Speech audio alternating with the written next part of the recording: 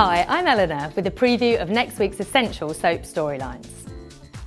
Phil has a heart? Who'd have thought? But we learn he does next week, only it's not the emotional variety, it's more the clutch your chest and call 999 type. Phil's a bit skint and, being Phil, hits up Ian for £5,000 or threatens that he'll reveal all about Glenda to Jane. Ian in turn blackmails Masood about Jane for the cash, then Maz asks Phil if he can borrow the cash. A particularly vicious circle. Amid a background of Ben bunking off school because he's being bullied, Phil turns to Glenda for some comfort, but he suddenly collapses on her. Ian walks in on the scene and sends Glenda to get an ambulance, but suddenly that rat-like smirk we know so well forms. Ian makes his enemy beg for his life, then sends the ambulance away and leaves Phil to die. Meanwhile, a drunken Roxy offers to be a surrogate to Christian and Saeed, thinking it means she'll be getting intimate with Christian. Sadly for her, he arrives with a sperm sample, which she quickly uses. Too quickly, as it turns out, as Saeed gets cold feet and they tell her they've changed their minds.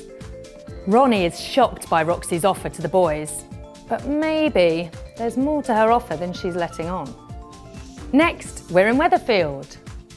Fiz is a classic Corrie woman, lovable but doomed to a succession of dodgy blokes and tough breaks. And it's a double whammy for her next week.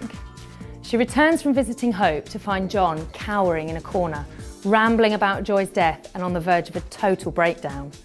She calls a doctor who sees he's in a terrible way and has him immediately sectioned.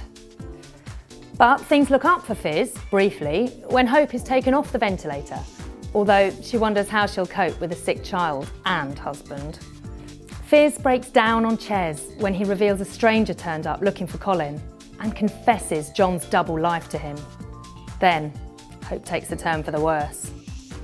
Owen gets a surprise at the ATM when his card is declined, but quickly works out what's happened to his money and threatens Eileen with the police.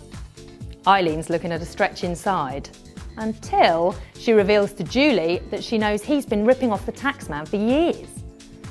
But Eileen gives him a cheque for the cash and with a flourish reveals she's got proof of his tax evasion.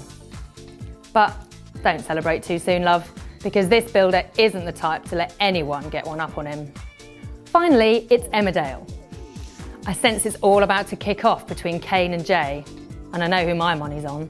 When Jay takes Charity to a posh do instead of Faye, the usually quite controlled redhead flips her wig and tells Kane. Kane and Jay bicker about Charity, but Faye later tells Kane that Charity's having a drink with Jay at Holdgate, so he takes a sledgehammer to Jay's barn conversion.